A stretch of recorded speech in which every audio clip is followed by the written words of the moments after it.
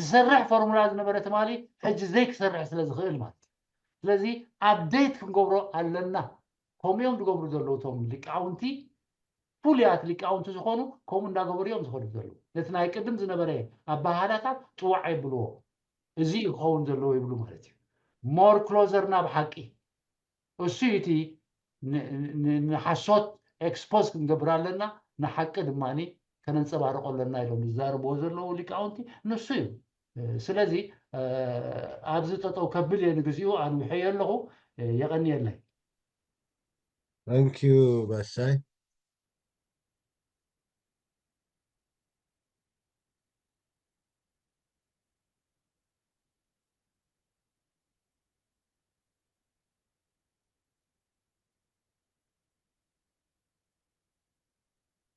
ብርሃነ ባዕድሓን መጻእካ መጀመርያ سلامات كمان سو وعمن دي مسين يرنتا زرو ساعة غير أهان سنيحكا انه انا نايلب زبنت راح يزفل أنا سي ناي باشاي زروا طعمي مستاجر نسحيبوني باشاي ندايز مرارو يمثل دلو فتسيمو كلنا بتسيوان كلنا زقدفلو يقولون ስለዚህ ብሓደ ወገን ንሰማማ እንዲና ብዝሱ ገልፆ ፀንሐ ሓሳብ ኮምፕሊትሊ ኢና ንሰማማ ሓደ መዓልቲ ከም ገለ ክብልተ ገለ እዛ ቃላት ኣውፅእዋ እታ ብርሃነ ታዲኣ ኮንካ ኢል ንሕጆ ኣይትሰከፍ ኣነ ካብታ ምትክለያ ይወረድኩን ኣለኹ ኢለ ሓንቲ ነገር ኣላ ግን ብዙሕ ክስታይ ትገብረኒ ሓደ ወገንሲ እቲ ኢትዮጵያ ትበሃል ሃገር ኣፀቢቕና ንፈልጦ ዲና ማለት ጂኦግራፊካሊ መን ኢትዮጵያዊ ሕጂ ተጋሩ ኢልና ንዛረብ ኢና ተጋሩ ስንታወት እዮም ኢትዮጵያ ትበሃልከ ካበይ እዋን እዩ ጀሚሩ እዚታቱን ክንፈልጦ ክንክእል ኣለና مش تأساسيرنا إن أنا أبي كمان كانوا عن خير من هرمون خير فلا تجارب intellectuals الخولوس أنح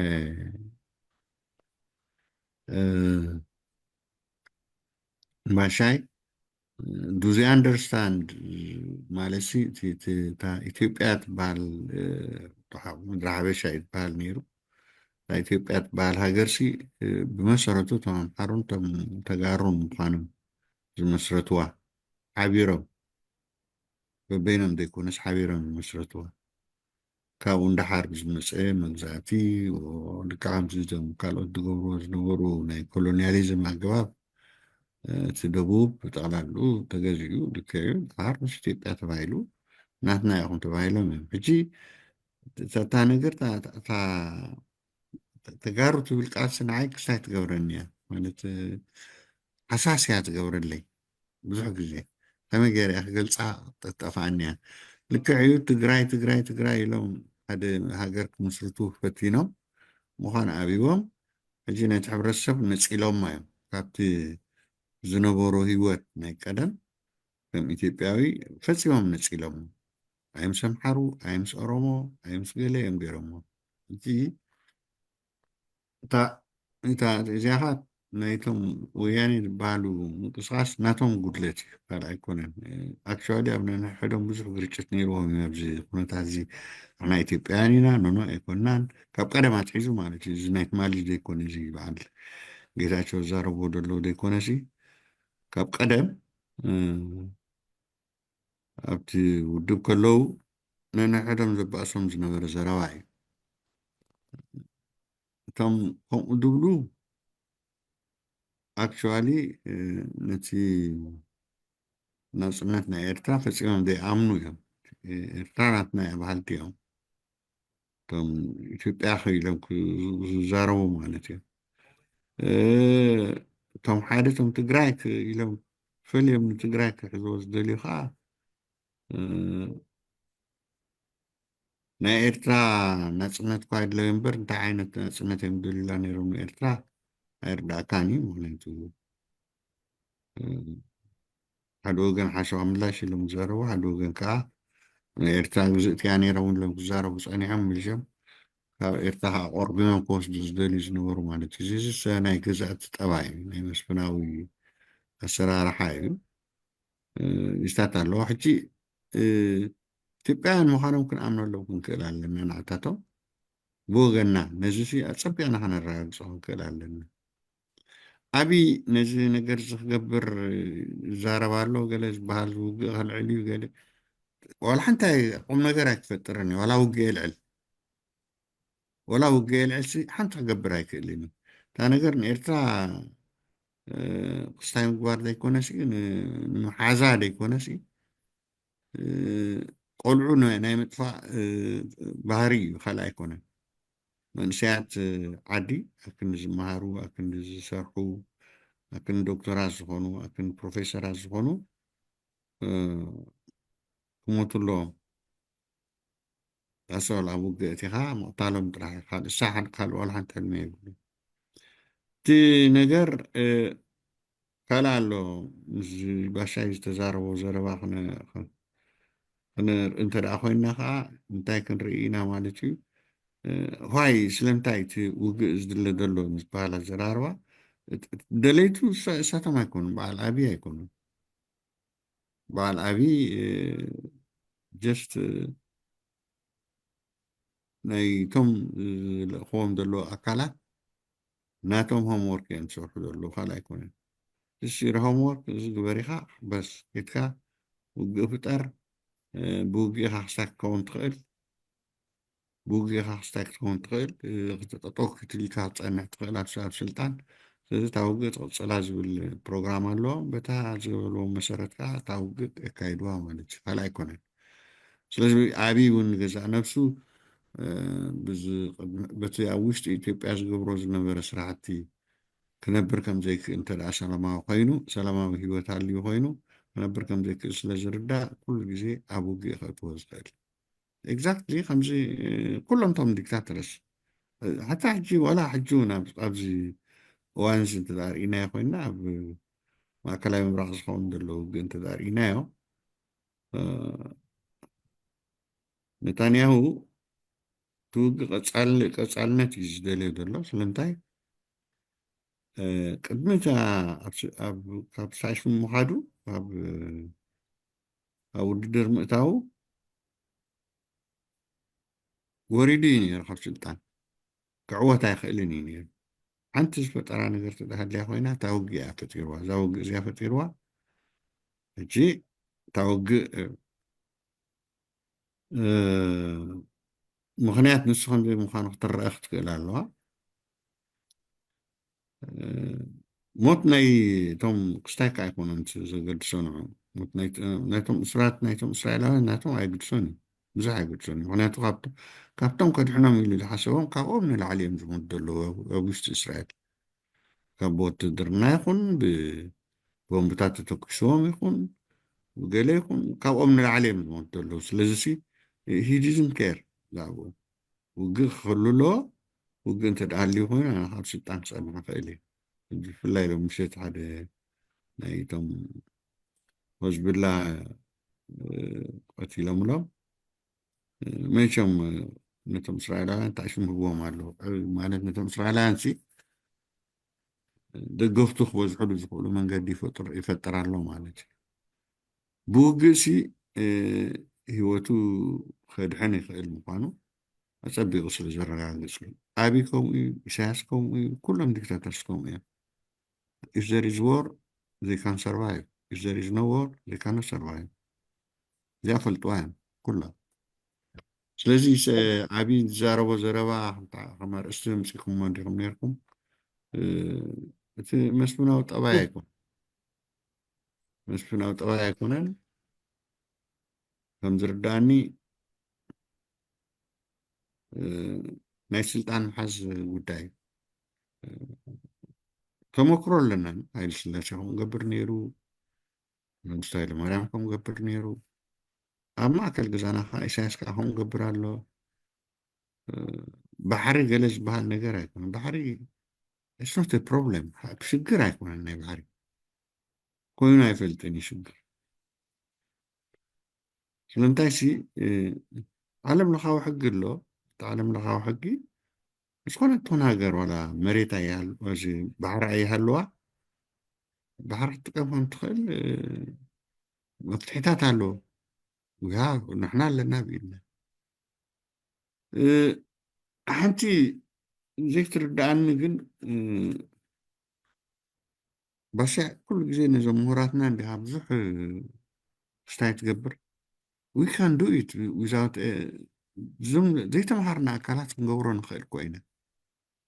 ክንሰርሖ ንኽእል ኢና ኦርጋናይዝ ኮይና ነዚ ነገር እዚ ክንገብሮ ንኽእል ኢና we don't need ናይዞም እንተደኣ ንሳቶም ዞም ምሁራትና ክገብሩ ዘይክእሉ ኮይኖም ሲ እቲ ሰምሲ እንተዳሪእኻ ኮንካ እዚ ናይ ውግእ እዚ ናይ ተኣሽሙና ናይ ዞራና ቃልሲ ምሁራት ኮይነበሩና ኩልና እቶም ተምሃርና ተባሃልና ሲ 12 ክፍሊ ሕልፍ ተባሂለ ከዓ ፈርስት ይር ኦር ሰከንድ ይር ዩኒቨርሲቲ ዝበፅሐ ካብኡ ንላዕሊ ከይድን እዩ ንጣር ዶክተራት ነይሮምና ከም በዓል ዶክተር ፍፁም ዶክተር ያሓ ጃብር ገለ ዶክተር ኣረጋይ እዚኣቶም ቶም 4 ቀዳሞት ዝሞቱ ዘለውና ንሳቶም ምሁራት ነይሮምና ንጣር እዮም ግን ኣብ ህዝባዊ እምባርታይት ከዓ ዶክተር ብእምነት ካብ ከይዶም ትምህርቲ ክቅፅል ኢና ዝኸዱ ማለት እዮም ዶክተር መንሽሙ ዶክተር ኢዮብ እዚኣቶም ክተምፂኻ ውልቀ ሰባት እዮም ግን ከም ጉጅለ ከማን ክትሪኦም ኣይትኽእልን እዩ ስለዚ እቲ ንሕና ዝሓለፍናዮ ተመክሮ ምሁራትና ኣይኮኑን ዳርጋ ሰሪሖሞ ምሁራትና ኣይሰርሕዎን እዮም ታዲያ እቲ ንእሽተይ ዓቕሚ ዝነበሮ ኣካል ንሱ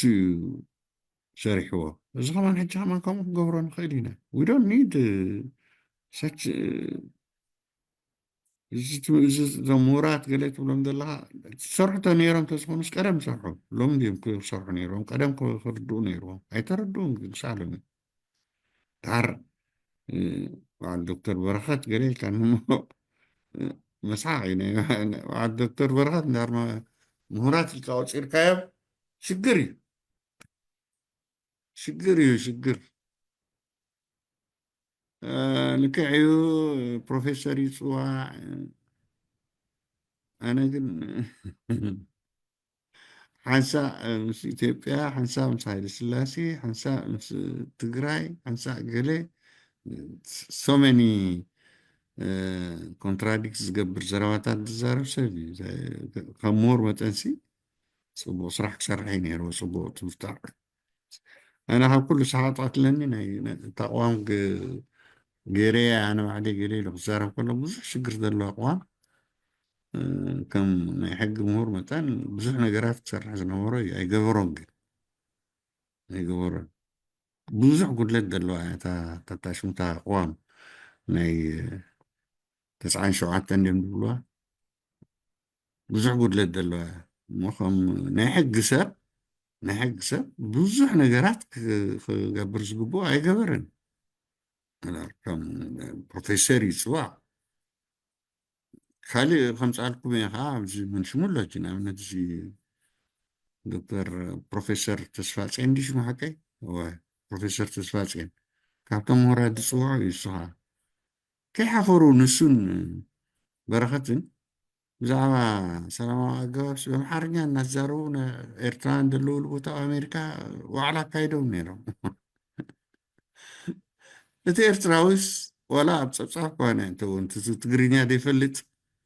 ዘይካ ትግረ ትፈልጥ ወይ ዓረብ ኣብ ፀብፃባ እተውን ከማን ካልካ ግደፎ ንበዓል እዚ መን ሽሙ ዶክተርነት ከምፅእ ከሎ እዚ ናይ ትግራይ ፕሮፌሰር ዶክተር እዚ ናይ ማይዲ ናይ ገለ ገይርዎ ዘሎ መን ሽሙ ዝክሩለይስከ ጊዮርጊስ ናይ ኢትዮጵያ እዚ ትግራዋይ ወያኔ ዝነበረ حيلا مليون يمزلوا شكاتو نجادو زبلكم دكتوري ናይ دكتور ኣዲስ ኣበባ ከንቲባ ዝነበረ ድዩ ኖ አይነበረን ፅንሓ ኮሮ ድሓር ፀኒሐ ከምፃልኩም እዩ ሽሙ ኣረጋዊ በርሀ ብራም እንጀራ ኖ ኣረጋዊ በርሀ ኣይኮነን ኣረጋዊ በርሀ ናይታ ግድብ እዩ ናይታ ማይልካ ሓደ እዩ ሓደ እዩ ኣረጋዊ በርሀ ኣይኮነን ኣረጋዊ በርሀ ናይ ትግራይ ኣመሓዳሪ ዝነበረ እዩ ሓቂ ኮነርዋ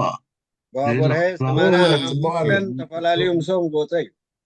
ኦኬ ፅቡቅ ኣለዎም ኣረጋዊ በርሀ ኣረጋዊ በርሀ ዶክተርነት ክረክብሲ ኩሉ እቲ ሃይለ ስላሴ ዝዛረቡ ዘረባታት ኢትዮጵያ ካብ ኣክሱም መፀት ዶ ገለመለ ዶ ኤርትራ ትበሃል ሃገር ኣይነበረትን ገለ ኢሉ ፅሒፉ ተሲስ ኣንቢብኩሞ ክትኮን ተስፋ ገብር መን እዩ ነታ ተኣሽሙ ትፈሪሙሉ ተስፋፅን እዩ ፕሮፌሰር ተስፋፅን እዩ ኤርትራዊ ድዩ ዋላ ኣይኮነን ኢለ ኣነ ሰንቢደ ንዖም ሰንበኩ ነቲ ናቱ ተሲስ ሰንበኩ ሓደ ካብቶም ኮ ሱፐርቫይዘር ይስሓቅ ካብቲ ግራጁዌሽን ከየ ነረ ሱፐርቫይዝ ገይሩስ ዋላ ብዙሕ ነገራት ከዋን ገይሩሉ እዩ ርአ እንዲሁ بروفيسور قبر هيوت كرسيكا بروفيسور قبر هيوت ኣረጋዊ በርሀ ፅቡቅ ኣላ ኣርከበይ ኮንካን ኖ ፅቡቅ ኣላ ኣምፂካ እንዲኣ ኦኬ ሕጂ ገሪሙኒ ንዓይ ስለምንታይ ሲ ፕሮፌሰር ተስፋፅን ሲ ሓደ ካብቶም ሓሙሽተ ንዑ ዝፈረመሉ ኣካል እዩ ዋይ እንታይ እዩ ዝገብር ዘሎ ሰብኣይ ኢለ ብዘይካ ቀዲሙ ክርስቶስታይ ሶ መኒ ቲንግስ እዩ ዘሎ ናይ ምሁራትና ጉድለታት እንተዳ ክንፅብፅብ ኮይንና ስለዚ ከንታ ቀደምና ተተዓዓቅሙና ጌርና ተሰሪሕና ከነሳልጣ ንኽእል ኢና እዛ ጉዳይ እዚኣ እዚ ናይዞም ዓለም ለኻዊ ገዛእቲ ኔኦኮሎኒያሊዝም ዝበሃሉ ግን ኔኦኮሎኒያሊዝም ኣይኮነን ግዝኣት እዩ ጠቕላላ ከምዘይ ነርክቦም እዮም ትገብሩ ዘለዉ ኩሉ ግዜ ንብረትና እናገፈፉ ሓደ ግዜ ከዓ በዓል ኢሳያስ በዓል ኣብይ ይሕግዝዎም ኮታስ ኩሎም ይሕግዝዎም ኩሎም ቶም ዲክታተር ዝኮኑ ይሕግዝዎም ከምዚ እዩ ዘሎ ስለዚ ኣነ ኣብ ምሁራትና ተስፋ ካብ ትቆርፅ ነዊሕ እዩ ዘለኒ እዚ ትብሎ ዘምፃእካ ርእስቲ ግን ሓደ ካብቲ ኩሉ ግዜ ኣነ ዝዛረበሉ እዩ ንዓና ካብ መጀመርያ ትሒዞም ዓመት ክንከውን ማለት ዝፈረዱና ኤርትራ ሃገር ክትከውን የብላን ኢሎም ዝፈረዱና እንተኮይና ከማንሲ ሓመት ክንገብር ዓይና ኢሎም ተንቀሳቀሱ ንሳቶም እዮም ኣሜሪካ እዮም ክሳብ ሕጂ ከዓ ንሳቶም ኣለዉ ናታቶም ወከልቲ ከዓ ኩሉ እዚ ቀርኒ ኣፍሪቃ ኣለዉ ኮፍ ኢሎም ኣለዉ ሓደ ክልተ ይኮኑ እቲ ናይ ሬፈረንደም ዶክተር መን ዝበሃል እስኪ ዘክረና ሬፈረንደም ንርሕና ናይ ሬፈረንደም ዝገበረ دكتور بركات كلها كاتل ኣይኮነን ካሊእ ናይ ሬፈረንደም ካልእ ሰብ እዩ ናይ ሪፈረንደም ዶክተር ኣማረ እዩ ዶክተር ኣማረ እዩ ማረ ናቱ ቲሲስ ኤርትራ ኣካል ኢትዮጵያ ያይዙ እሱ ትግራዋይ ኮዩ ጩ ዝበለ ትግራዋይ ከምኡ እናኮነ ከሎ እዮም ሂቦም መስቑ ኢሎም እምበሪ ከይዱ ደ ከዓ ሰጊሩ ሕጂ ኖ ከምኡ እዩ ኣነ ከምኡ ከምኡ ኢለ ኣነ ከምኡ ይበልኩን ተሰጊሩ ክኸውን ይኽእል እዩ ትግራዋይ ድዩ ገለ ኢትዮጵያዊ ምዃኑ ሲ እናረጋገፁ እዮም ሂቦሞ ንዕኡ ሓላፍነት ሂቦሞ ነይሮም ስለዚ ሲ ትግራይ ክኸውን ይኽእል ኣምሓራይ ክኸውን ይኽእል ኢትዮጵያዊ ንዓይ ኩሉ ካብታ ዶብ ኤርትራን ታሕቲ ንደቡብ ገፅካ እንዳርኬትካ ኩሉ እቲ ኢትዮጵያዊ ዝበሃል እዩ ብፍላይ እቶም ተገዝኡ እቶም ቀዳሞት እቶም ባራይ ኮይኖም ገለ ዝነበሩ ኦሮሞ ገርሲዕካ ካብ ደቡብ ክሳብ ሸዋ ክትመፅእ ከለካ ሲኦም ኢትዮጵያውያን እዮም ቀንዲ ኢትዮጵያውያን እዮም ኢትዮጵያዊነት ዘለዎም ስለዚ ትግራዋይ እንተበልኮሲ ኢትዮጵያዊ እዩ ማለት እዩ በተሓሳስባ ትግራይ ትብሎ ዘለካ ዋላ ብትውልዲ ዋላ በተሓሳስቡ ኢትዮጵያዊ እዩ ያ በተሓስባ ኢትዮጵያዊ ግን ኤርትራዊ እዩ በተሓሳስቡ ቲሲስ ናቱ ፒኤችዲ ወሰደሉ ኢትዮጵያዊ እዩ እኮ ያ ፅቡቅ ለካ በተሓሳስቡስ ካብኡ ንላዕሊ እንታይ ኤርትራዊ ክትብሎ እንተዳ ኮንካ ኢትዮጵያዊነት ከልግስ ኣለዎ ክገድፎ ኣለዎ ሞሳሚዕ ኮሎም ብትውልዲ إذا لو مشيت ملو مشيت كزارة الناس صنعه باشاي عند هرزي أمن كوينو يبلك إيلك إلنا كوي عنتوي اسكي نعملو دينا اتي ناي كولونياليزم دوبات يبلو تزاريبي مثلا انت زي تقاقي سلازي السبزين تدعي إثيوبياوي يزول كوينو تيسناتو إثيوبياوناتو تدعي زمسكر كوينو زانتي ناي تعشو ناي جزءات من قدي يلن تعال إثيوبيا تبال هاجر fictitious هنا نجاري it's not something concrete هنا نجاري يكون مش صحيح تسرح هاجري ስለዚህ ኢትዮጵያዊ እንድሕር ኮይና ኣብ ፅፅዋይ ዝኣምን ሰብ እዩ ካልእ ኣይኮነን ኣለዉ ፀሓፍቲ ከም ፀሓፍቲ ከም በዓል ተስፋይ ገብራ ፅቡቅ ገይሮም ገልፅዎ እዮም ታይነት ናይቶም ገዛእቲ ሓንቲ ከይገደፉ ይገልፅዎ እዮም ኣይ ቲንክ ከይዶምን ኣብዓል ንሱ እምበር لطيف وغيدسس ከይዶምና እምበር ብዙሕ ተማሃርና ነርና ካብኡ ከምኡ ዝኾነ ኮይኑ እዞም ኣሪግና ዘለና ምስጌር ኣብታ ጉድጓድ ፅቡቅ ገይሩ ይቀበለና ኢና ንብል ዘለና እቶም ተረኽኩም ዘለኹም ከዓ እቶም ኣግባዝ ዝበኹም ከዓ ዕድል ይሃብኩም ግን ንስኻትኩም ከም ክትገብርዎ ትኽእልቶም መንእሰያት ሓውሱስ ኣቢልካ ከምኡ ይኸውን ዘለዎ ይኽብል ኣነልና ነዛ ርእስቲ ምምፃእካ ግን ብዘይብኡ ንባሻ ዝያዳ ከመስግኖ ዝደሊ ብዝሃቦ ሌክቸር ሎ ምሸት ኦኬ ወዲየ ኣሎ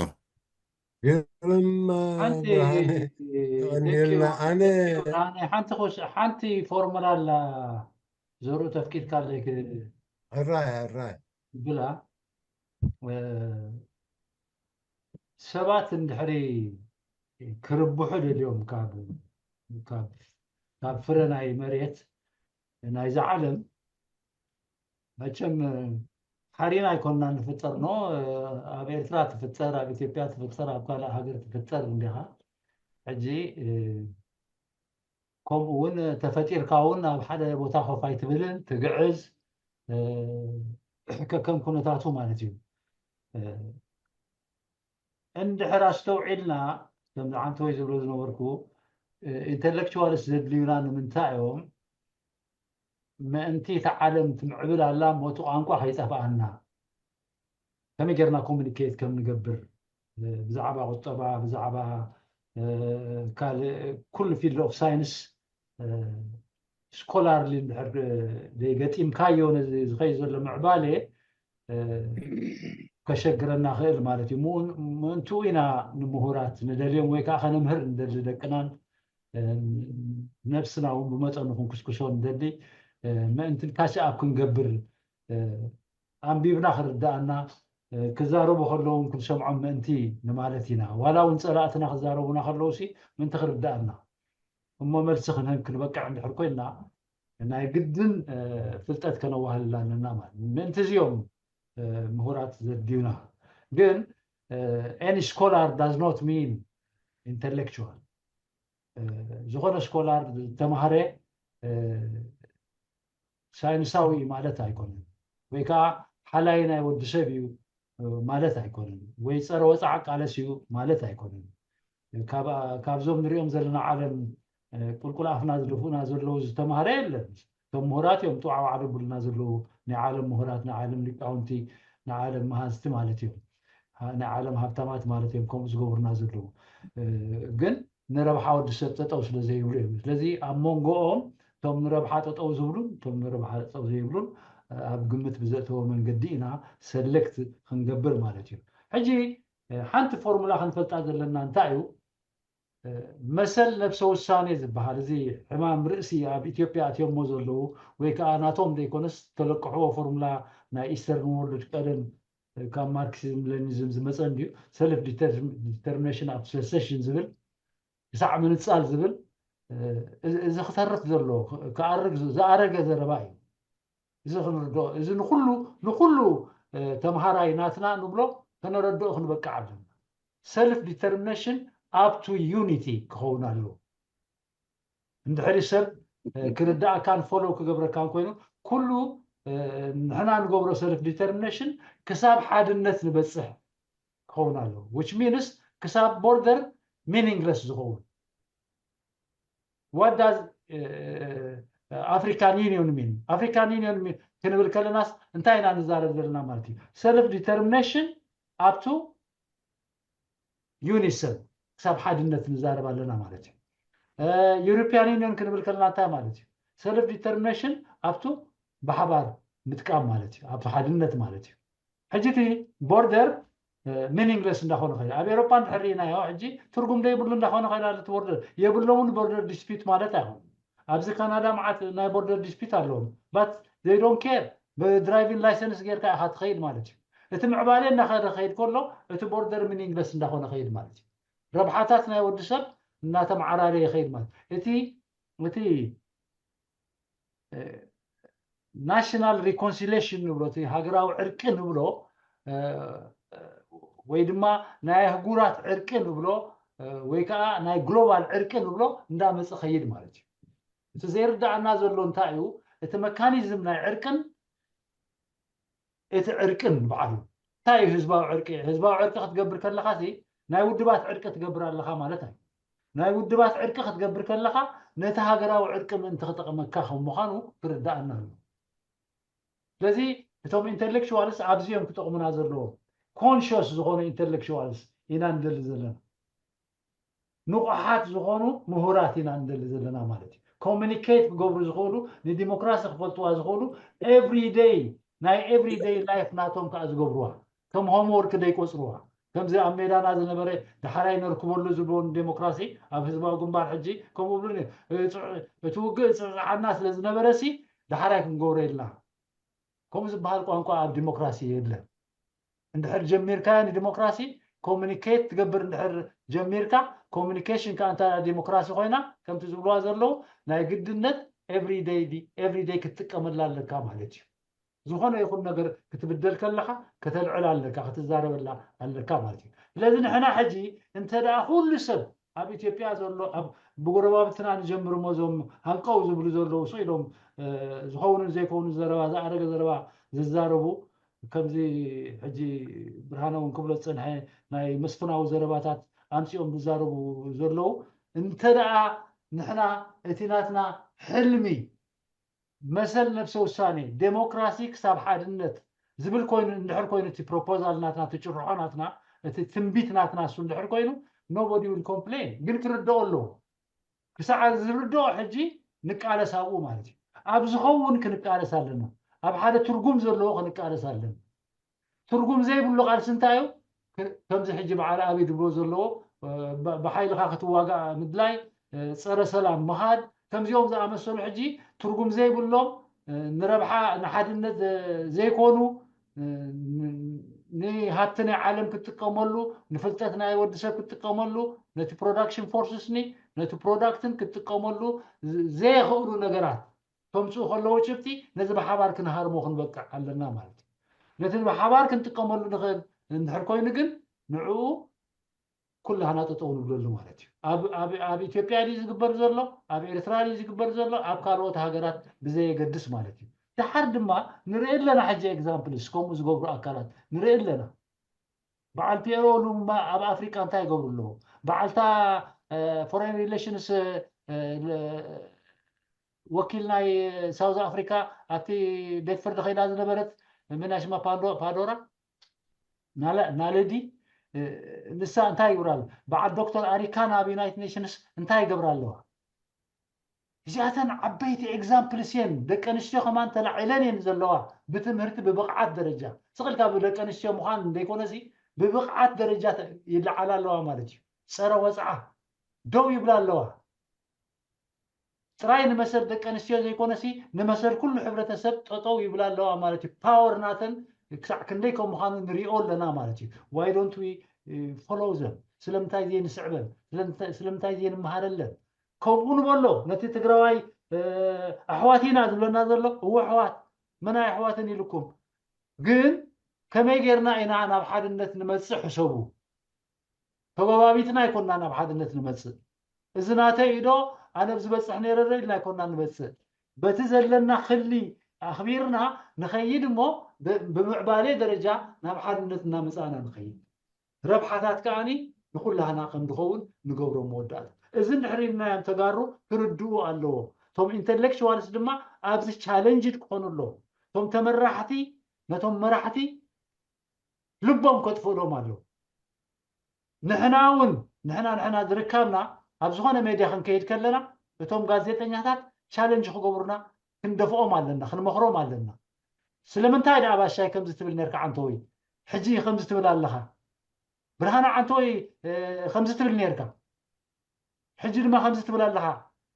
كم يركا غيرك حسابك وا بحري مخنيات الله شو مخنيات كبرنا وا ديك يرسي ديك عتابك سو انت قمت تبلي لهم من حدا زمان وا ديك انت من دي لهم مخنيات راح ياخذ له كازلو تمارين دحري هذا نقدر تبل نيركا من حجي غيركا just bring the reason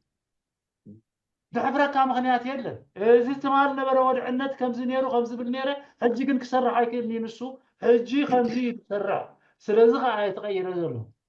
سلمنتا انا قدم كبرقاتنا ببرته لك كم صورات نبرنايو إلا نحسب نيرنا نسرعت كنكيرو حجي كن نوع نهزب العائلنا نتي عاوز ولا سراويتن هزبن التابعنا كنوطرو لنا نتسرعت كنبل كلنا مغنيات لنا مالتي تودعنتنا حجي تغيروا سلا زلو اذا كبابينا زلو ودعنت دما خمو نقبرو لنا لكع كم تعنتو يزلو زنورك حجي تنقبارناي تግራይ تلعيلن نسخم بديلكم نازل هذا نتبرت قططوا بلنو كوريدي خاف سلطان كغدفاي نعمتا كساعات بيبلو قبرو مالو مرحتناتو شي فيري تأمراتاو زخونه نغري زخيد زلو اب غربيتنا مالتي نعون تقملو نتي جيغا زخونه نغرات دما تشالنج نغبرو امو مثل نفس وسانه كسع حادነት زبل فورمولا كان العلو لنا كلاتنا دحر كان العل كلنا حاله نغر كلاتنا نتقملو اندحر دربح كوي كلاتنا نقال حلو مغنياتو انت يخونالو هذا تمرتي وهابمو دحر يرسع هذا تمرتي وهابمو دحر يرسع ديكتاتورس بولصنا عنا منتاي انت قال يوصوامو كلهم يوم تقوملا سعنا عها قلقل افكاز دفوها مالتي ولا جيجاتو كنت نقدر زلعلوا لزيوم كتقول له عما تحقق الله عند حري لهم حجي كساعك تحقق زلوا يمسك عنش عما خدحنا اللوا إلا نحنا كندي كساع كدحن كم زلوا نقبل نعوم زحجز نقرات نفسنا خنبومو نركب مالتي لا ساو تحايا بويا طفيا تحايا حالينا خلي هزباو قمبار زيادة فتينا زي كونسي تحايا نيران تتخون كم زحجز زلوا ودعنت بتفترة دو مسلكم نفسها تخلخيلا نفسها الحينة نفسها عقيبة ولا تحت هزباو قمبار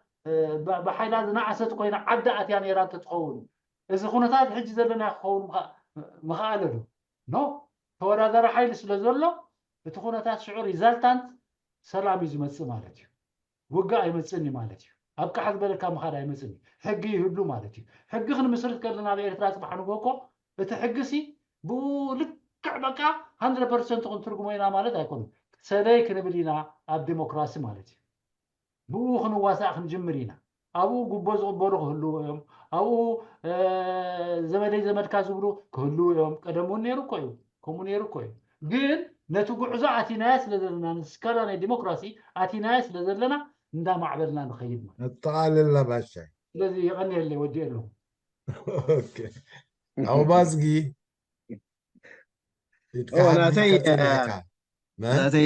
ናተይ ኣፅር ኢለ ኣብዛ ናይ ምሁራት ትብል እያ እቲ ባሻይ ዝበሎ መፀዋዕታ ዝገበሮ ኣፀቢቐ እናደገፍኩ ግን ከዓ ንምሁራትና ዘጋጥመ ፀገም እውን ምፍላጥን ንዕኡ ገለ ኮረክሽን ዘድልዮ እንተኮይኑ እውን ክንሓስበሉ ብምባል እዩ ምክንያቱ ኣብተን ውድባትና ብፍላይ ህዝባዊ ግንባር ምሁር ተበላፂ እናተባህለ ስለ ዝነበረ ኣነ ክልተ ኬዝ ሰሚዐ ሓንቲ ብዝፈልጣ እያ ሓደ ከዓ ዝሰማዕክዎ እዩ ምሁር ተበላፂ ስለ ዝበሃል ነበረ ሓደ 12th grade ዲ ገለ ዝወድአ ወዲ ፊደል ኣይቆፀርኩን ኢሉ ብከምኡ ተመዝጊቡ ማለት እዩ ድሓር መምሃርቱ ገለ ተረኺቦም ምስ ተፈልጠ ብዙሕ ተቐፂዑ ተኻልኣይ ኣነ ባዕለይ ዝፈልጦ ሰብ እዩ ሕጂ እውን ኣብ ኣሜሪካ ኣሎ በቃ ንእሽቶ ቃል ከምዚ ሕጂ ሙሉቕ ኢልና ወይ እውን ከፈለጥናዮ ቃል ናይ እንግሊሽ ድዩ ናይ ዝኾነ ወላ ናይ ጣልያን ክተውፅእ ከለኻ ብጣዕሚ እዮም ኣታክ ዝገብሩ ኣብ ህዝባዊ ግንባር ኢሉ ነቐፌታ ኮፍ ኣቢልካ ፈቲኻ ክሳብ ትፀልእ ኢኻ ትሰርሕ ኢሉ ሕጂ እንታይ ይብለኒ how are you ይብሉኻ ኢሉ ኣብቲ ሜዳ ማይ ክትወርድ ወይ ገለ ትረኣብ how are you ኢሎም ቃስ ከመልካ ውዕልካ ድሓን ዶ ውዕልካ ኢኻ ትብሎ እምበር I'm fine ገለ ዝብል ዘረባ ይትዛረበና ምክንያቱ ኣብታ ነቐፌታ ትወርድ እያ ይብለኒ ማለት እዩ ስለዚ ወላ ኣብ ጀብሃ እውን ንሰምዖ ዝነበርና ምሁራት ኣጥፊኦምና ዝብል እውን ካምፔይን ነይሩ እዩ ስለዚ ንሕና ኣብቲ ምሁር ዘለና ኣንደርስታንዲንግ ከም ህዝቢ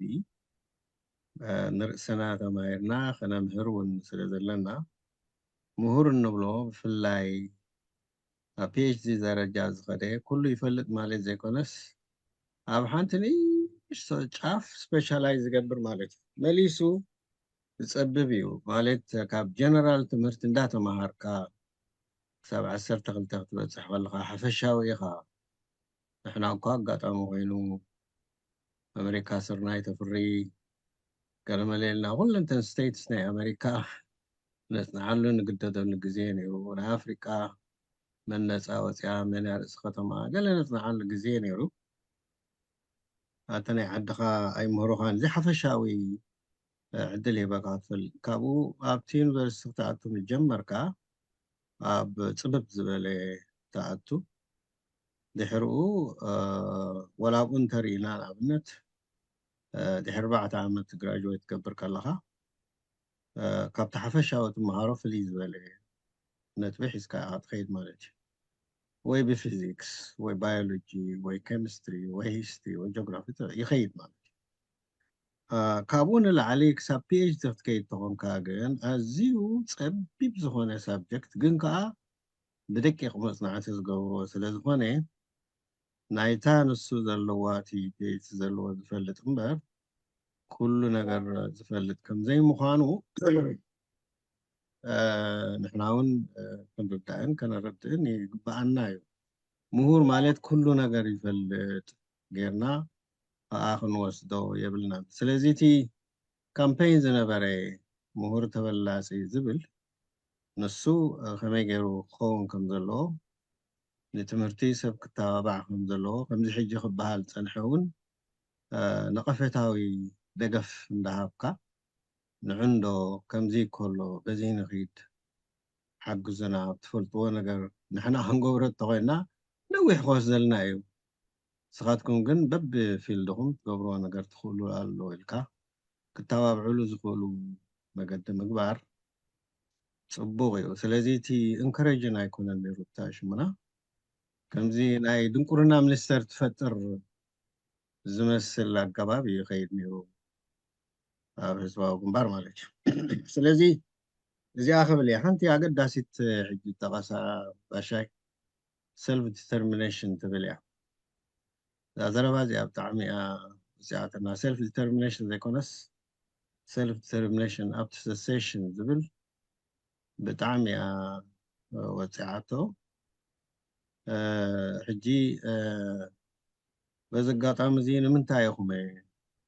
ርእሰ ውሳነ ምባለስ ፅቡቕ እዩ ግን ከዓ ንምንታይ ብምፍንጫል ትጅምርዎ ብስምረት ዘይትጅምሩ ኢለ ዝሓተትክዎ ግዚኡ ኣለኹም ከም ምህላው ግን ክተቕሶ ይደለኹም ሕጂ ተሰኪፉ ድሕሪ ነዊሕ ግዜ حجكو زي تقدبه ملسي زي تقدبه مسل كنبل جمعنا قال ما ليل مالتي فلازم ساعتا سيلف ديترمينيشن التبل بخالص يترف أهقراو حقون سفير هذا الكونسبت قبلتي ግን ከዓ እቲ secessions የብላን እንታይ ደኣ እቶም ኣብቲ ሃገር ዘሎ different ethnic groups እናታቶም መሰል ክኽበር ቋንቋኦም ባህሎም ኩሪዖም ክነብሩላ ዝኽእሉ ኩነታት ክትፈጥር ብካልእ ብዝሕ ዝበለ ኣካል ዶሚኔትድ ኮይኑ ናይቲ ካልእ ባህልን ልምድን ቋንቋን ከይፀዓኑ ብምግባር እዚ ከም መሰል ኣብ ኢንተርናሽናል ሕጊ እውን ኣፅዲቖሞ ዘለዉ ጉዳይ እዩ ስለዚ እታ ዝበላ ርእሰ ውሳኔ ንሓድነት ኢልካ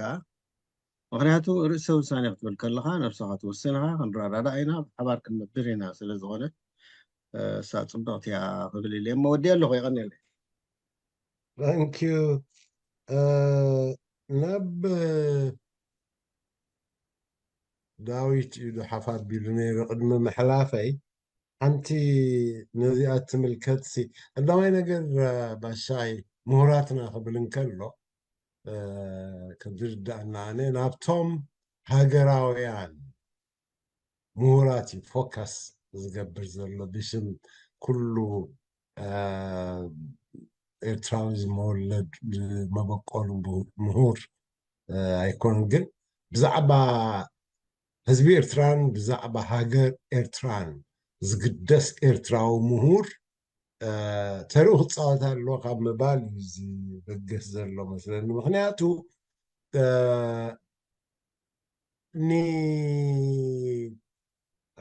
ንምሁር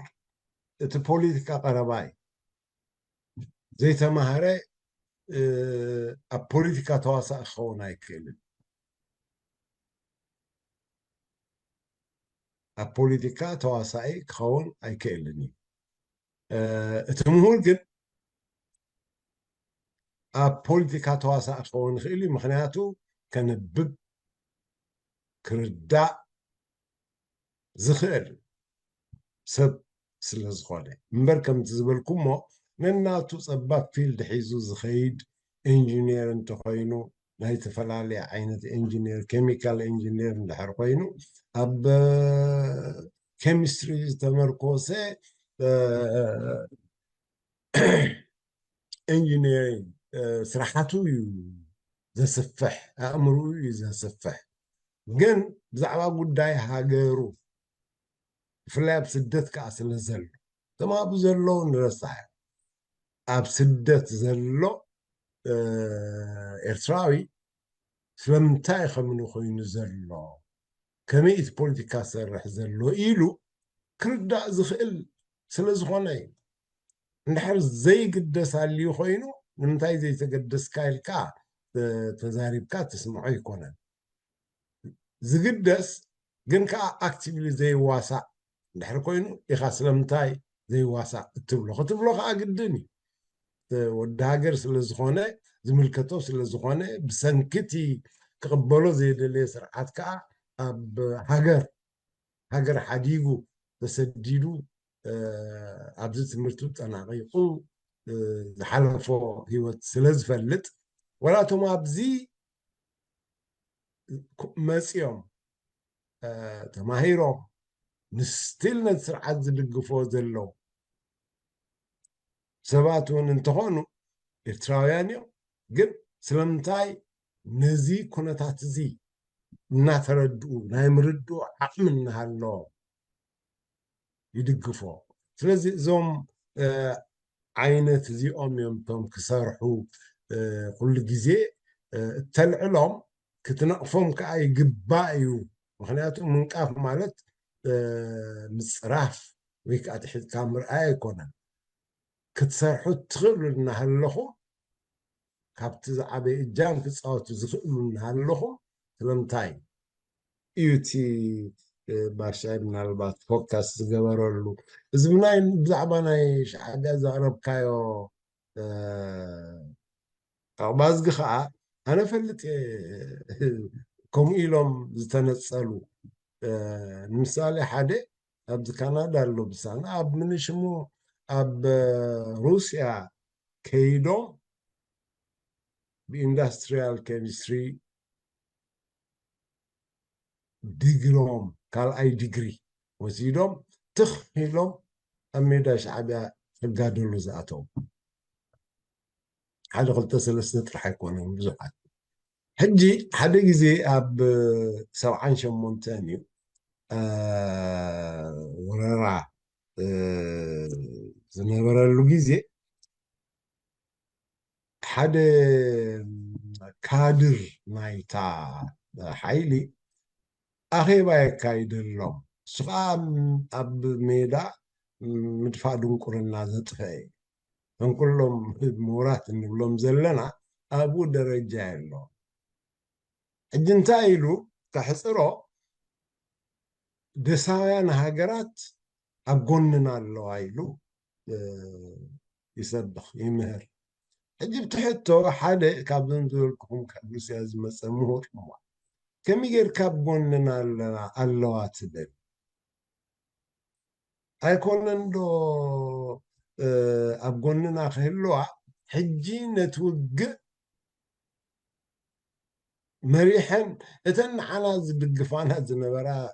يمن دو مريحات بلو ليبيا مزقهم تسلفهم زتقعنا زلو أنصارهم نواكا زلنا عندنا انتبرو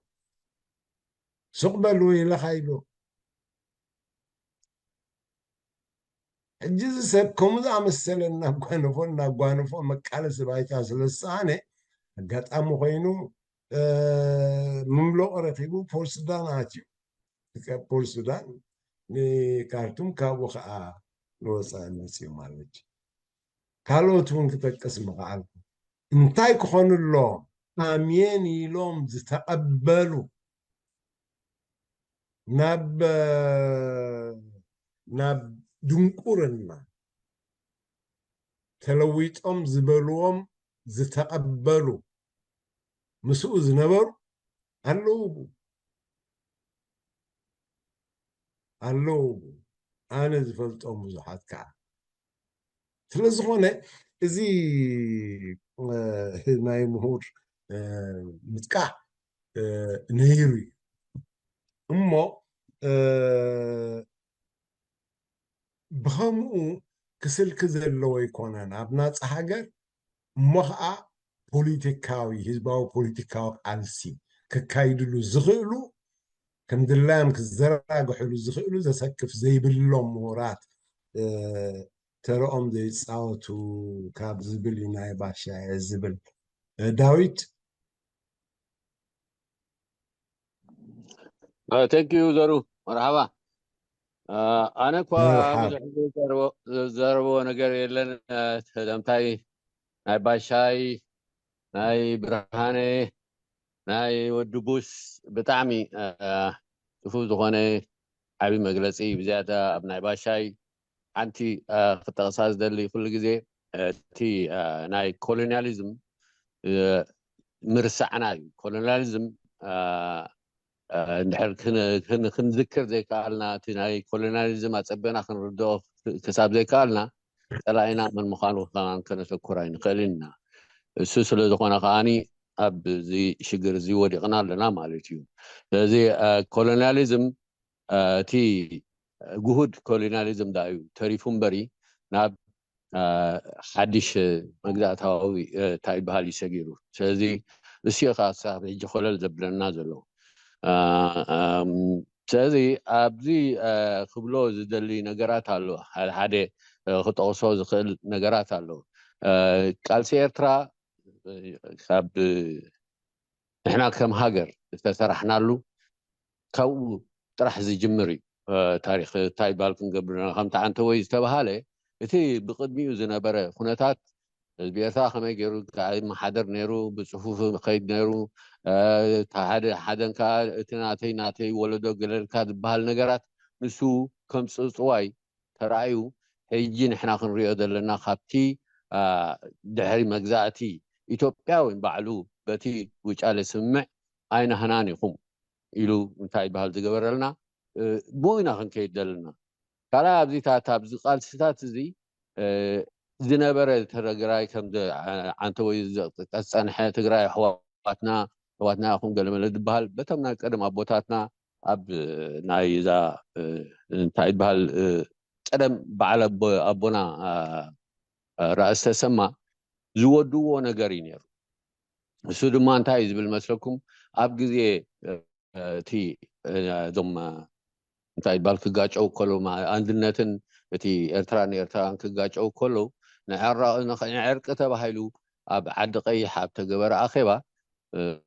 ኩሉ ግዜ ብኸምኦም ኣትዮሞም መጀመርያ ኣብታ ኣኼባ ንሕና ኣሕዋት ኢና ተጋሩ ኢና ሓደ ቋንቋ ኢና ንዛረብ ስኻትኩም ምስ ኤርትራን ኣሕዋት ኢና ስለዚ ንሕናሲ እንታይ ይበሃል ኣይንኹን ኣሕዋት ኢና ምስ በልዎም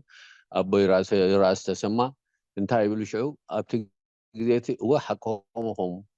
ቋንቋ ኣሕዋት ኢና እንተኾነ ግን ንስኻትኩም ርእስኹም ዝከኣልኩም ኢትዮጵያውያን ኢኹም ንሕና ድማ ርእስና ዘይከኣልና ገና ንርእስና ክንክልከመታን ንቃለስ ዘለና ኢና ስለዚ ንሕና ሕውነትና ንኣምነሉ ኢና እንተ ብሕውነት ተዳ ኮይኑ ግን ኣይሽንኳይዶ ብቋንቋ ጥራሕ ሕውነት ኮይናሲ ክልተ ኣሕዋት ካብ ሓደ ገዛ ካብ ሓደ ቦት ተወለዱ ኩሉ ግዜ ሰቶም ሓዳሮም ክንዲ ሰብ ኣኺሎም ሓዳሮም ክገብሩ ከለዉ ሓዳሮም ወፂኦም በቦቶኦም ዳ ሕዙ ዳ እምበሪ ኣብ ሓደ ገዛ ተጫፋሊቖም ኣይነብሩን እዮም ንሕና ስለንብል ዘለና ንሕና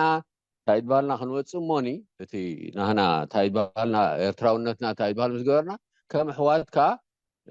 እንትሓጋገዝ ንከባበር ዳ እምበሪ ሓንሳብ ንኹን ዝበሃል ነገር ኣድላይ ኣይኮነን ምስ በሉ ኣብዚኣ ጠጠው ኢሎም ማለት እዩ ነዚኣ ከዓ ኣብታ ናይ እንታይ ይበሃል ዘንበብኳ እዚኣ ኣብዛ ናይ ንፈላለ እንደገና ድማኒ ወልደ ማርያም ድማኒ ልክዕ ዝብሎ ዘሎ ኢሉ ምስ ተሰማምዑ እታ ኣኼባ ኣሒሉ ማለት እዩ በዚ ከማን ኣፎም ሒዞም ማለት እዩ ድሕሪኡ ካብቲ ዝጥቀስ ነበረ ኣነ እንታይ ሰውራ ኤርትራሲ ካብቲ ድሕሪ ኣብ ሰለስተ እየ ዝኸፍሎ ቅድሚ ምጅማር ብረታዊ ቃልሲ ዝነበረ ሓደ ክፍሊ እዩ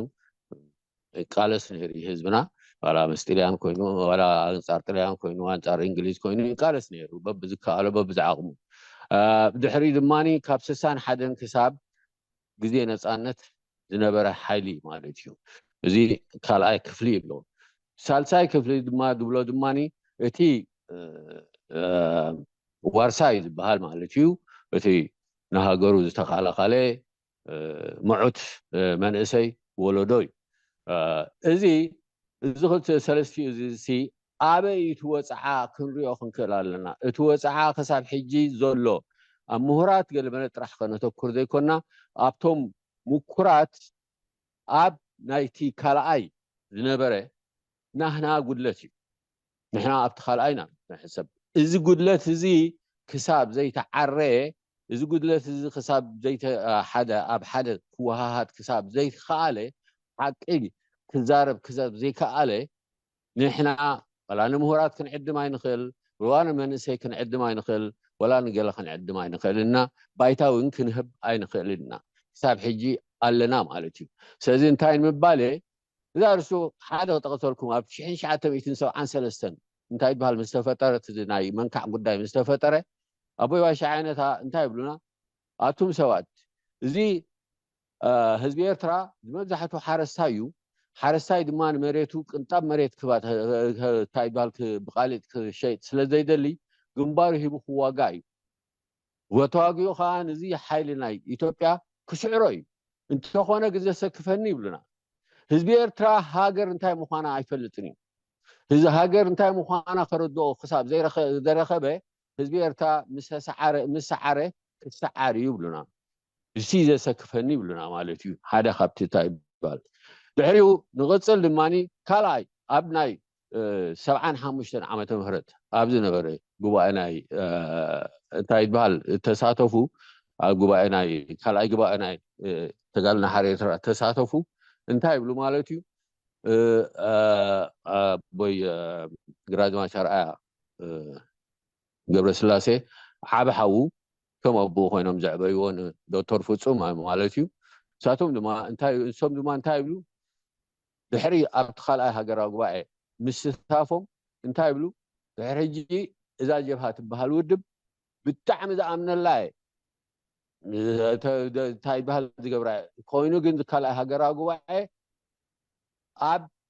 حريا نايلو أمات تبغى أمبري أب بقعت تبغى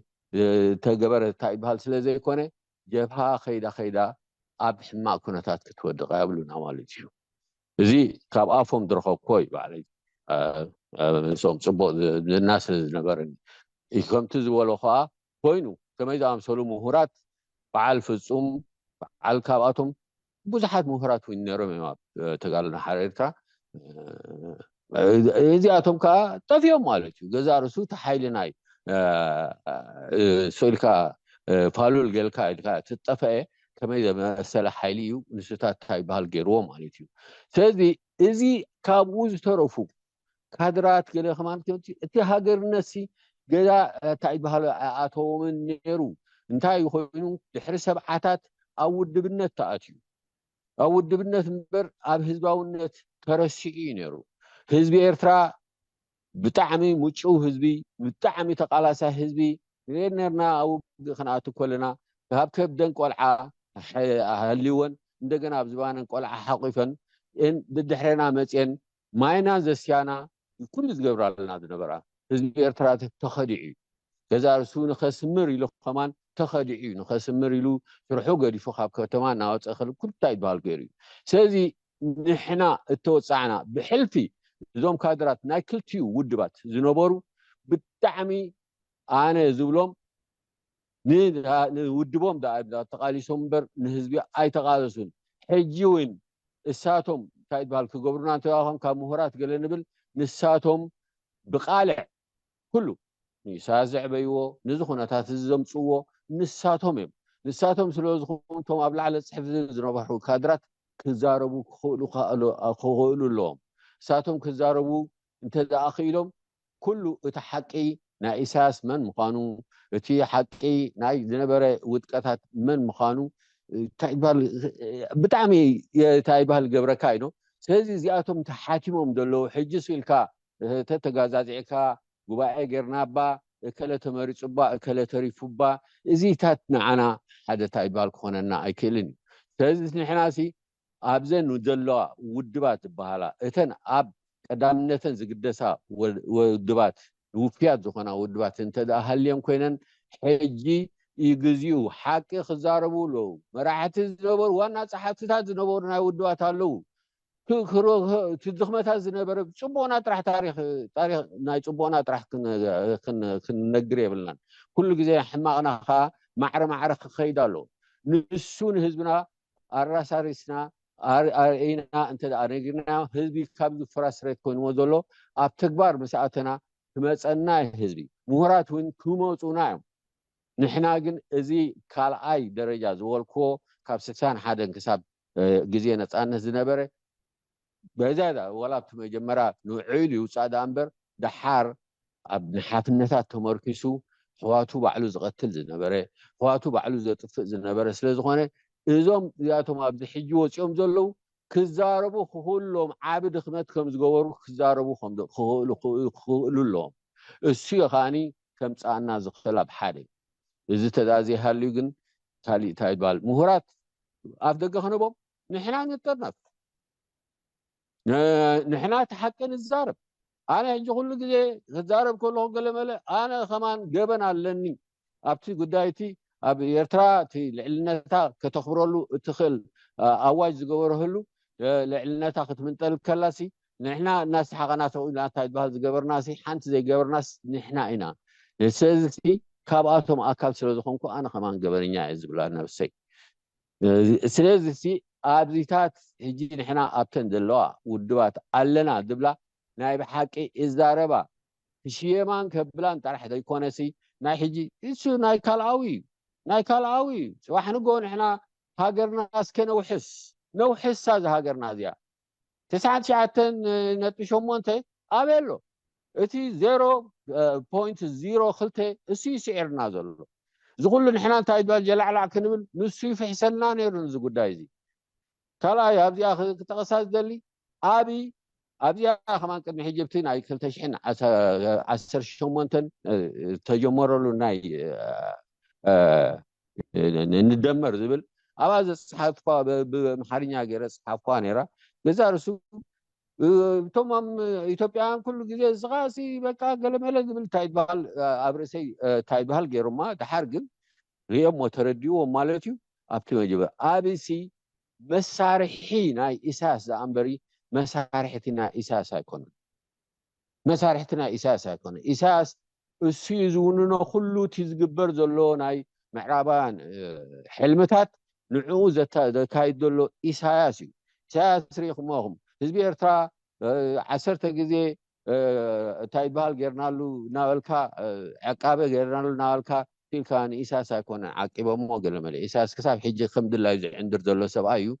سيلكا يكون تزي نحنا أصبغنا خنريو زلنا إتوم مسيساس ودود صنعوا اتم اودبنا كمان مال ابدا مصحفنا يزرقوا ينبب نيره عبد الله ادريس تايبال غيروسي كلتا خابتم 55 خابتم سراويت كاسي سددلي امصاي لهم ناي قدن اب شعبيا እና ተበጋገሰት ኮላ ከተሃርመና ክልተ ካብኣቶም ክልተ ቦልጦለነ ካብኣተን امصالين ከባቢ تايبال قردت حدا خابتن خلته دماني انا حدا نيرا ابتا كالعيتي بوطولوني نيرا انا مالتي نمصينا على تاي بحال سي دي اللي وق كغبر تباهيلو ازي نحنا هنا دجن ازيو ساحلنا هنا يكونن ناي شعبيايو نحنا بزخونا حجي صلاعي دوتادو ولا بتاي بال كاتونا دلسلو دلو بالكا ما اد حصا تسريحو قلمله خنواغا ناتوهلنا بدروخا تصوعنا بهتا نسحلنا تملسنا مالتي እዚ خدنታት ኣብዚ ግዜ እዚ ኻ እንደገና ኣብታ ናይ ዘርኡ ዘላ ትብል ገብራይ ተወለይ ዝመርሓና ነይሩ ትግንባርቲ ገብራይ ተወለይ ኣብቲ ግዜቲ ስልካ ስዛዝ ከዕብር ኢሉሲ ከይዕብር ኢሉ ወፊና ማለት ወሲድና እንደገና ኻ ተመሊስና ማለት እዩ ኣብትን ዋና ጭፍና ነይሩ ማለት እዩ ስለዚ ዚታት ጽንዕ ዝበለ ካድራት ኣይነበሩናን ንውድቦም ልኡማት ዳኣምበሪ ንኻሊ ኣይነበሩን ሕጂ እውን ክዛረቡ ክኽእሉሎም ተዘለዉ ስውእ ገብራ ተወለኳ ረበና ረሓሙ ስውእ እዩ ግን እቶም ዘለዉ ተሪፎም ዘለዉ ተሓቂ ኣብ ጀብሃ ዝነበረ ኣብ ታይባሃል ዝነበረ ውጥቀታት እቶም ኣብ ላዕሊ ፅፍሒ ዝነበሩ ካድራት ኢሎም ሕጂ ካብ ሶልካ ክመርሑ ግመለ ክደልዩ ከምርሑ ክኽእሉሎም ከምርሑ ከዓ ክዛረቡሎም ተሓቂ እቲ ውጥቀቶም ክዛረብዎ ክኽእሉሎም ህዝቢ ከዓ ተቐባላ እዩ ተናሳሓ እዩ ህዝብና ህዝቢ ኤርትራ ተናሳሓ እዩ ይነሳሓኻ ይቕበለካ እዩ ሓቂ ጥራሕ ሃቦ ስዕበና እዩ ስለዚ ኣብዚ ንምባል ዝያዳ ታይባል ክገብር ደለ ፕሊስ ናይ ኣብሲ ኣይትፍርሕዎ ኣቢ ሓንቲ ልኡኽ እዩ መሳርሒ ልኡኽ እዩ ካብታ ረኣይዋ እንደኒ ኣቢ ንሕና ሳይከሰርናን ኣቢ ንስኻ ምርሓና ድሕሪ ሕጂ ኢሉ ክዛረብ ከሉ ብዕልግና ዝኾነ ዘረባሲ እዚ ፍሉጥ እዩ ነይሩ ኣቢ መሳርሒ በቲ ብመለስ ተኸድዖ ንዕኡ መተካእታ ረኺቡ ድላዩ ክገብር ከም ዝኾነ ኤርትራ ንኢትዮጵያ ክፍንጣሓ ይደልዩ ኣብዚ ኣብታ ፅሑፈይ ዘውፅኻ ኢሳያስ ክፍንጣሓኩም ተዘይኮይኑ ኣብሲ ክጠቕመኩም ኣይክእልን ኢለ ኣውፅራ ድሓር ከማን ኣብቲ ካልኣይ ምስ ተረድኦም ኣብቲ ናቶም ኣኼባ ዓዲሞምኒ ከማን ኣብሪሂና ተዘራሪብና ስለዚ ኣብ ዓቕሚ ዘለዎ ኣይኮነን ኢሳያስ ውግእ ከልዕል ደሊ ዘሎ ስለምንታይ ህዝቢ ኤርትራ ኣፅኒትዎ ሕጂ እውን ጥርሑ ክተርፍ ስለ ደለዮ ጥራይ ሓይሊ ዘይብላ ዝማሰነት ኤርትራ ፈጢሩ ክከላኸል ክእለላ ሓይሊ ዘይብላ ኤርትራ ፈጢሩ ኣብ ፅገና ንኽእትወና ጥራሕ እዩ ትቃለስ ዘሎ እዞም እሱ ኢሎም ምሁራት ንብሎም ከማን ኣብቲ መጀመርያ ዝነበሩ ክሳብ ሕጂ ዘለው ኩሉ ግዜ ዋላ ተሓቲቶም ከዋን ነፃነትና ንሕና ቅዋም ዝኸልከሎ ኢሳያስ ድዩስ ወይስ እቲ ኣዋሳስዳ ነፃነትና እንተበልናዮም ከማን ዓፂሙና ኢና ኣብ እዝንና ኖ እስኻ ዘይዝርበኻ ትዛረብ እስኻ ኖ ኣዋሳስዳ ነፃነትና እዩ ወሳስዳት ነፃነትካ ዶ ከይሓንፀፅካ ቅዋም ንህዝቢ ዘመሓድረሉ ቅዋም እንታይ ይበሃል ድራፍት ከይገበርካሲ ዝግበር ኣፀ ነፃነት የለን እቲ ዘገበረ ነፃነት ተኣወጀ ንሕና ህዝቢ መስለና እምበር ውድባዊ ነፃነት ናይ ኢሳያስ ውድባዊ ስለዚ እዚኣ ከጠቃልላ ስለዚ እታ ቮሊዩም ኦፍ ጌርያ ከለኹ ሚት ጌርያ ከለኹ ትዛረብ ፀኒሐ ጠቃልላ ክብል ያ ወዲ ኣለኹ ዘረባ ኣብዚሓ ከምሎም እኳ ኣብዚሓ ይፈልጥን ኣነ እኳ ንሻ ዘላትኒ ኢልካ ትጅምር እሞ ካብ ባሻይ ካብ ብርሃነ ረዳ ጎሎ ካብ ወዲ መንካ ትብሎ ዝገበሮ ካብኡ ላዕልሲ ኣነ ዛቱ ድርቅና እዩ እምበሪ ንዓቶም ከበላሸሎም ዘይኮነ ሰይድ ናባኻ يقولنا سلام نقول Thanks for تأجستك لا تأجست ده نا إنجليز عندي خمي طبعا عندي زم سنة كلهم تعمية أنيلنا ببيتكم تفقسنا زنوركم أتي أبتناي إثيوبيا نحنسا بناي هايمانوت نحنسا بناي بحر دورو حدا جزء أبز عدي أركبنا لينا نحن إبننا أوج أبي إثيوبيا هون أبي أترحن المهر كلنا إثيوبيا يكريستيان أجرنا تقولنا أجي لحرا أبز عدي مسمى أو بلندن أو أدينجز من ركب حدا بروفيسور أب بوسطن يونيفرسيتي أم أوتوريتي إن إثيوبيا ما شاء الله صبهم بلك حتى كاسكيليا كم تجارات مهرنا نرى إثيوبيا دانك Ethiopia is a Christian country تبنيرا what do you say to that إليه مالتي من صحة as an authority you should have corrected all that لا هم يقول كم هاتو حنسا أمتحيت شيء زود selling point كم يقولنا إننا علم نتاللا نيرنا زين علم هون كان نفسها هاتتاللا نيركا challenge قبل كاسل زي رخابك أبتنا يتوم مهورا كدمي أبا أبدأنا اترفدنا نحناش ولا حجزي أبدا يوكرين خيدولون تداري هم تا كيف تبها العادي تاوانا ختمة نسا that was the first Orthodox state أبتي area أبتي Eastern Bloc تا روسيا تقولون كاوية جميرة if you read the history you would know that so it was very difficult look هم the Aksumite Empire بوهم the Carlos Zolo I even wrote once in a Twitter a group studies Navarulu ex-army. I told him, look, Putin Qatar he's trying to revive the Russian Empire. Again, sadly, at the Afghanistan, at the protracted war, guerrillas is very difficult. You can never kill that. Yes, you're right. But sometimes, the intervention نايتن عبيت عدسات كانس جدي خمدلوها أبغمت كنا تقولنا أنا بس فاهم بزودينا مالتين بلعبة نايتهم مهارات there was a person at the London School of Economics PhD تقبل نبرة نعود ماني من ياليونيرو Professor Fred Holiday أجنو سنتاينيرو from 1976 أبتنا حزبه حالتات حزبه جنبار مالوتيم كسب ناس إن الزنابرة أجي أبتي جديتي وجبرن كله يدو